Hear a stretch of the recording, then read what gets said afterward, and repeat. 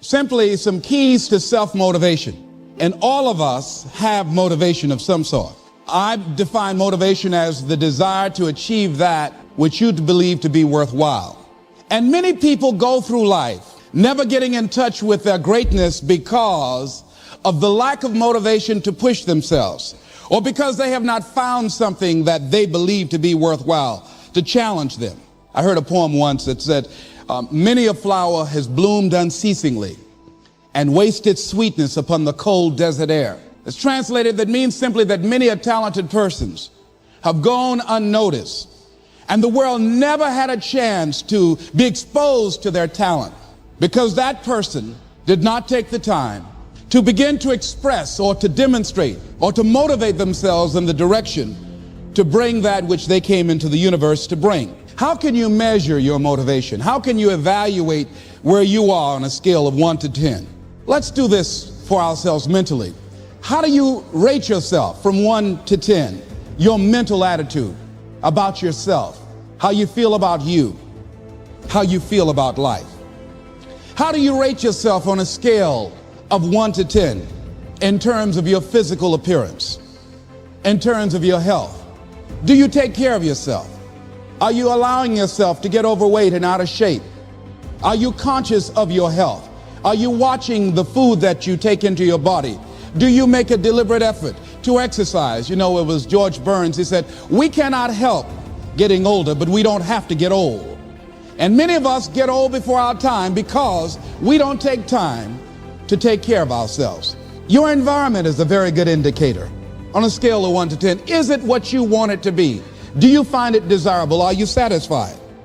The job or career that you're involved in. Someone said that 85% of the American public are unhappy with their jobs. Are you spending 8 hours a day just doing time? Doing something that you don't find challenging, that does not make you stretch mentally, that does not stimulate you, that does not inspire you. Something that you don't find a sense of fulfillment in it. If you're doing that day in and day out, it has to affect how you feel about yourself, your level of motivation. Your relationships. What kind of impact is it having on your life? Is it nourishing or is it a toxic relationship? Does it drain you or does it build you up? Ask yourself that. How motivated are you to do something about it? Your contribution, your actions. What are you giving? Many people will leave the universe without a trace. No one will know they were here. And in fact, under their name, we could put under there, not used up. Will anybody know that you came this way? What contribution are you giving? What will you leave? What will be different because you came this way? Someone once said that life is our gift to us that God has given us, and how we live our lives is our gift to God. What kind of gift are you formulating? Is this a gift that you like to take back and do something else before you turn it in? Think about that. What can we do? What are some of the keys that we can begin to use to motivate ourselves when our batteries run low? Because I don't care who you are, I don't care what you do, at some time you are going to get tired. At some time you're going to get in a rut. Seem like nothing you do works out right. And sometimes it just seems like you just don't have the wherewithal or the will to do anything. That sometimes you act like you're punch drunk. You're just wading through life, just doing time day in and day out, looking at non-discriminatory television, anything that's on, just looking. And depressed, feeling powerless, feeling useless, and bored. What do you do? How do you get yourself out of a rut? How do you, when you know you can do more than what you've been doing and you're not doing it and you're discontent with where you are, you get angry at yourself. How do you get out of that rut? How do you motivate yourself? One of the things that we must do is that we must be involved in working on achieving self-mastery. You must work on yourself continuously. Never be satisfied with yourself. Always know that as you invest the effort and time on you, that's the greatest ability that human beings have above animals. See, a dog can't be anything but a dog. Tree can't be anything but a tree. Human being, you've got unlimited potential. You can put effort on you, and by concentrating on you and developing you, you can transform your life wherever you are right now. So you want to work on yourself. You want to read books that inspire you and motivate you. You want to listen to tapes over and over and over again. And I suggest that you listen to tapes when you first get up in the morning. You want to control the spirit of your day. When you first wake up in the morning, your mind is operating at 10.5 wave cycles per second. That's when the subconscious mind is most impressionable. Whatever you hear in the first 20 minutes when you wake up, that will affect the spirit of your day. When you listen to tapes, listen with relaxed belief, believing that this can happen for you. And by listening to them, listen to them over and over and over again, and you will get a breakthrough. You can listen to the same tape for months, and all of a sudden you hear something you never heard before. It have a special meaning for you. Or read the same book over again, and you find some special insight. You said, I can't believe I didn't see that the first time. So you want to be involved in developing yourself. Most people won't do that. Most people won't take that kind of effort and invest that kind of energy in themselves, because they will fall prey to that conversation within. Oh, don't do that. You don't have time. You're too busy. You're too caught up in the rat race. Most people won't do that. Well, they won't take time to go to lectures. They won't take time to go to seminars. They won't take time to go to classes to improve themselves. And as you continue to work on yourself, you will begin to expand your vision of yourself. You'll begin to work towards self-mastery. And you will begin to see it reflect itself in all the dimensions of your life, your mental life, your physical life, your social life, in your relationships, your monetary life. So concentrate on developing yourself, because if you don't, I guarantee you that you will make a settlement. And most people have. And most of us already have. What kind of settlement have you made with your life? You know, when we make settlements, out of court settlements, you've heard them. That means that you decided to take something less than what you originally wanted to get had you gone into court. And the reason that you settled outside of court is because you didn't believe that you can get it. So you made an out-of-court settlement. Many of us are making an in-life settlement. We're settling for less than what we actually deserve. We don't feel good about it, but we make it work in our minds. We'll come up with some kind of excuse to make it all right. What kind of settlement have you made with your life? Many of us settle for less than what we want out of relationships because we don't have the courage to change them. I had a seminar I used to do called Are You Living Together or Dying Together? Many people are just dying together. Gladys Knight used to have a song that says, neither one of us want to be the first to say goodbye. The next thing is, in order to begin to find some keys to self-motivation to drive yourself, in addition to working on yourself, and as you work on yourself, you feel good about yourself, and as you feel better about yourself, you treat yourself differently. Develop a health plan. See, you can't feel well and do well if you don't have good health. You can't perform if you don't have your health. Your health is valuable. Develop a health plan, a plan that you will follow, because this is the only vehicle that you have to carry you through this experience called life. And you want to take good care of it because you love you enough. You care enough about you. And that's not easy. It is not easy having a health plan and sticking to it. But you're worth it doing it again and again and again. I have lost 22 pounds several times. I always do it. Next thing is, as you take care of yourself, the next key is keys to motivation, to self-motivation. You want to live life with energy and passion.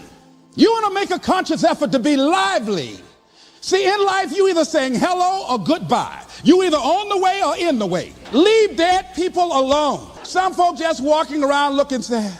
How you doing, honey? Stay away from these people. Just go away from them. You want to smile. You want to be happy. You got a lot to be thankful for. But you watch some of the faces around you every day. And I tell you, some of these faces, they will put you in a depressed state of mind. So you want to avoid these kind of faces. When you see them coming, turn your head. Next thing is that you want to monitor your inner conversations. The things that you say to yourself, you want to watch them, and in watching them, you want to take charge. A friend of mine told me this evening, and she did it excellently. She said, I didn't want to come tonight. I was feeling so depressed. And I said, I'm going anyhow.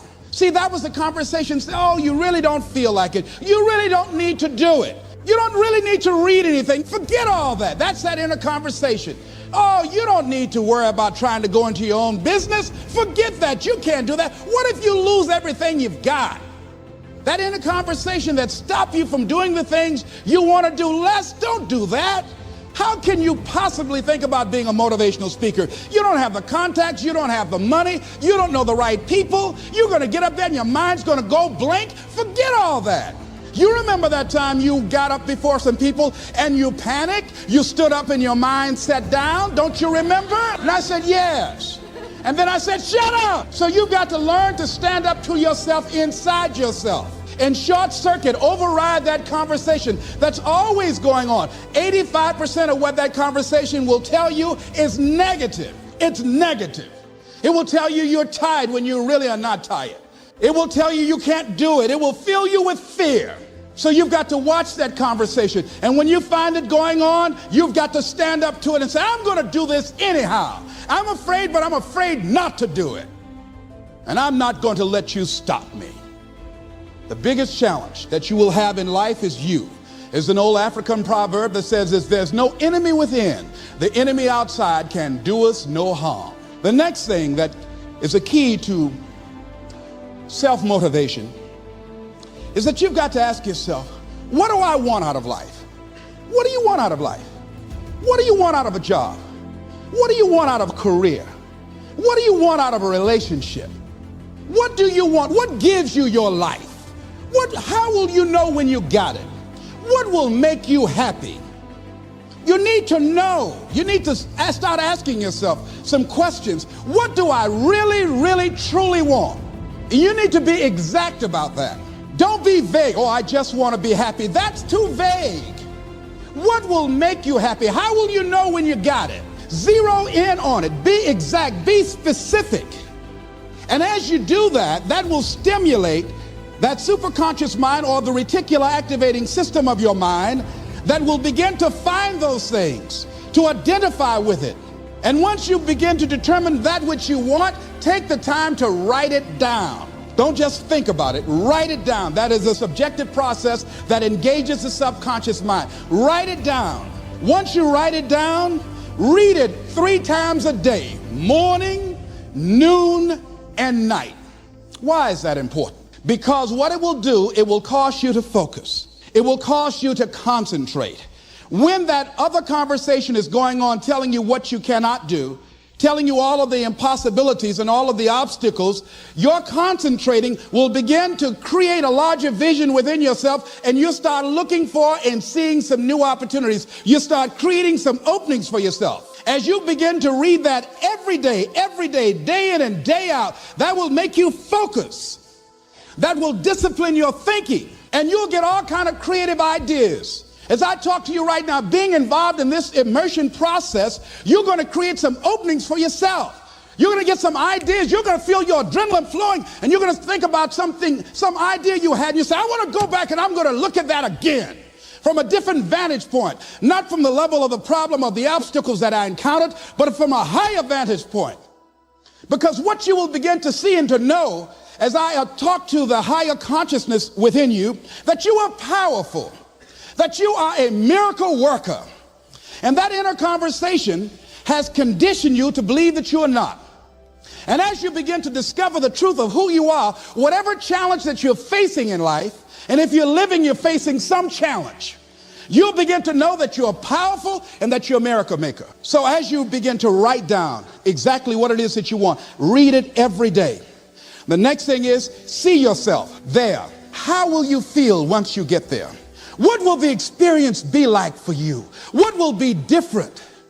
What kind of person do you have to become in order to get there? Visualize yourself there. You want to see yourself beyond your circumstances. You got a challenge, see yourself beyond your challenge. See yourself with the challenge already resolved and knowing that all is well. Seeing yourself in control and in charge of your destiny, being healthy and happy.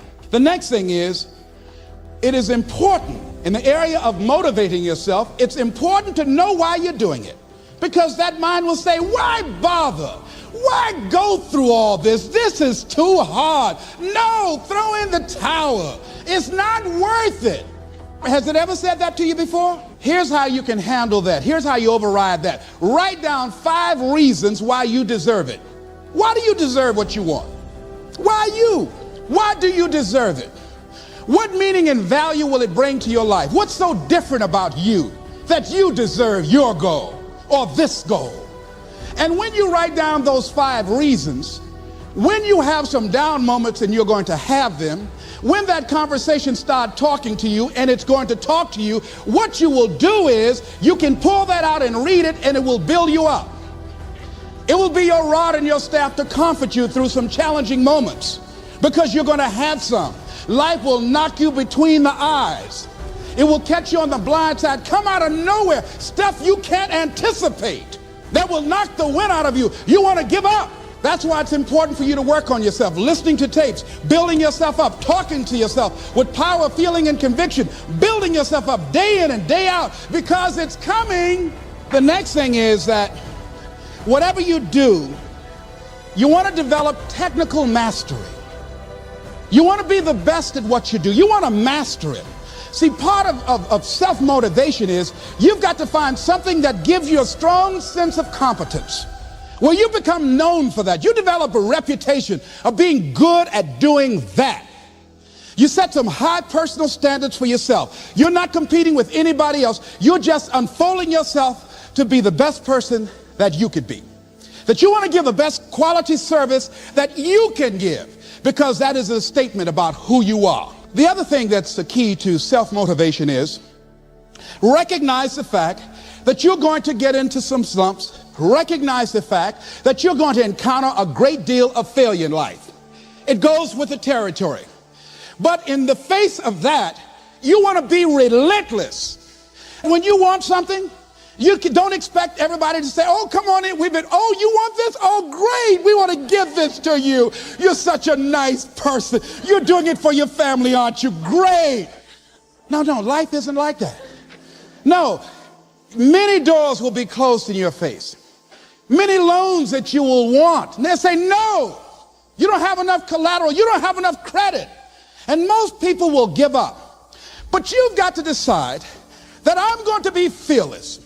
I refuse to be denied. And I'm going to go all out. I'm going to be relentless. I don't care how many no's I encounter. I like something Isaiah Thomas said when he's getting ready for a basketball game. He said, I'm going to either shoot us in or shoot us out, but I'm not going to not do anything. You can't make a basket unless you shoot the ball. You can't hit a home run unless you take a swing at it. Most people won't even take a swing. Well, I probably won't make it anyhow. That's the conversation within. They probably won't give it to me anyhow.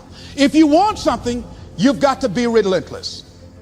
You've got to decide, I deserve this, and I'm going to have it. And you go all out to get it. That drives you. Many people die at age 25 and don't get buried until they're 65. I was talking to a friend of mine named Rosia, and I said, Rosia, how you doing? And she said, let me tell you something. Life is a mess. I said, girl, what are you talking about? She said, my life is a mess. She said, you know what? She said, I just was sitting up here thinking, I haven't lived. I haven't lived. She said, I've been working hard all my life, paying bills and taking care of my children, and my children are gone, and I've just been thinking, I haven't done anything. I said, why? What are some of the things you'd like to do? She said, travel. I would love to travel. I'd like to see the pyramids. I've never been to Paris. I want to go to Paris. I've never been there. There are things that I want to see, things I want to do. She said, I want to make a difference in young girls' lives, teenage mothers. I was a teenage mother. I want to be able to make a difference in their lives and see the impact that I had on their lives. And she mentioned a variety of things. And I remember a story about a lady who went to the doctor and she was diagnosed with terminal cancer. And she came home and she was sitting at a table and she was drinking some coffee, and all of a sudden she just looked up and she said, I refuse to die an unlived life. I refuse to die an unlived life. And she decided that she was going to live. That up to that point, her life was for her family, for her children, for her husband, but she had left herself out of the equation. Have you ever done that? I remember at a period of my life, I was going to work and I was working on a job that I hated. And at the same time, I was praying that I wouldn't get fired. I was praying that I wasn't laid off. I was miserable. Nobody was holding a gun to my head, but I showed up every day and I used a flimsy excuse. Well, I got to pay the bills. I've got a car payment I have to pay. I have a family, I have children, I have a car note, and I have a mortgage note I have to pay. I've got to survive. I was showing up for a paycheck. Ladies and gentlemen, That's not living. And a friend of mine said, you know when people change? And I said, no. He said, when they get to the point when they say, I've had it. I've had it. I think the only reason me right now, the only reason that you're watching this webinar, that there's somewhere in your heart of hearts that you've said, as you looked at your life, you said, I've had it. And not only have you said, I've had it, but you said also in your heart of hearts, I can do better than this. And let me share something with you. You can. Because if anybody told me, and I'm going to share some things with you that I've done, not for the purpose to impress you, but to impress upon you what the possibilities are when you work on your mind and have mindset development. Because I've found that how people live their lives is a result of their state of mind. It has been said, you don't get in life what you want, you get in life what you are. So part of the process, number one, is expose yourself to positive messages. See, what I'm doing right now, I'm distracting the story that's going on in your head right now. How you live your life, how I live my life, how all of us live our lives is a result of the story we believe about ourselves. And most of us are born into stories. I was born into a story where we were poor, but we didn't know it. I didn't know we were poor until I got on a bus with my mother going to do domestic work on Miami Beach. And when we crossed the Venetian Causeway and I saw those big, beautiful hotels, and I was in the homes with my mother making up beds and cleaning, and we ate the food left over from the families that she cooked for. And we wore the hand-me-down clothes of the children that she kept. And I kept saying, Mama, what is it, boy? As we got ready to pack up to go back home and to Overtown and Liberty City and all the poverty and filth and the violence there, I said, why can't we stay here? Why can't we stay here? She said, Leslie, we can't. Why? Because we can. Why, Mama? Why can't we? She said, it's just the way it is. Now shut up. I was curious. I wanted to live like Mr. Swiderski lived. I wanted the big car that he had. I wanted that big home that he had. We lived in a 2-bedroom apartment. It was 7 of us, plus Mama. He had a big mansion. Just 3 of them, 10,000 square feet.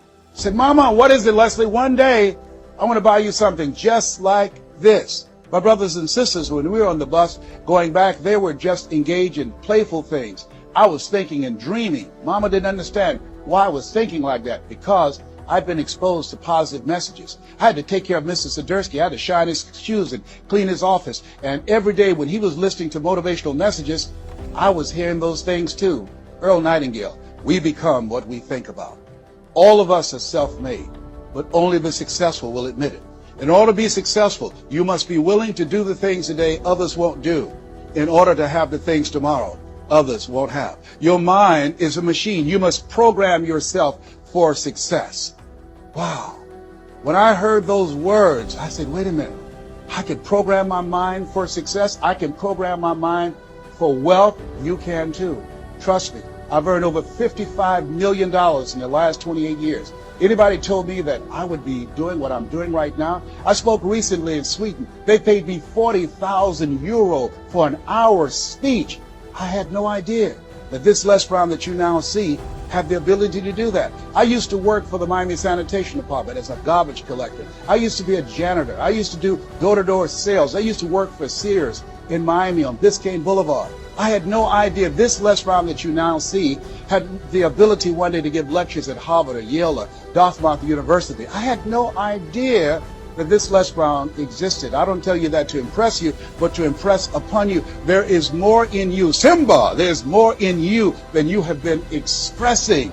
All of us have seen Lion King, some great symbols in there. And I say to you, there's more in you right now than's represented in your bank account. There's more in you right now that's being reflected by your life right now. Your life is not a true reflection of your potential. You have greatness within you. You have the ability to do more than you can ever begin to imagine. There's a reason that my favorite book says, as a man thinketh, so is he. And as he continues to think, so he remains. In order for us to begin to break into that level of greatness that we have within ourselves, you have to make a conscious choice every day to expose your mind to positive messages.